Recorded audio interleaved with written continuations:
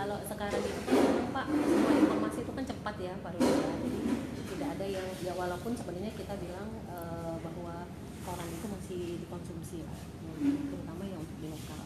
Tapi kalau skup kita sudah bicara bahwa kita jualannya tidak hanya di lokal, nah itu memang wadahnya adalah online.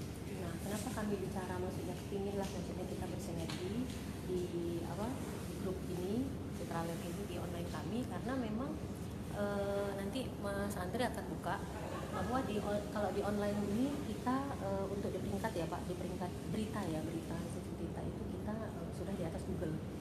Nah, kemudian ini memang pekerjaannya tim kalau di setiap daerah itu ada portal masing-masing. Nah, memang naungan kami adalah Tribunnews kalau di Jakarta, Tribunnews yang memang nasional. Sebenarnya kami saya sudah ngomong kemarin sama Mbak Novi. Saya kata Mbak Novi sudah Mbak, Citralabnya sudah di konten kita. Sudah terakhir kan? Sudah ditentukan. Tribunnews itu di mana? Iya, oh sudah ya. Iya, sudah ya. Belum naik. Oh sekarang udah naik ya Pak? Sekarang udah naik.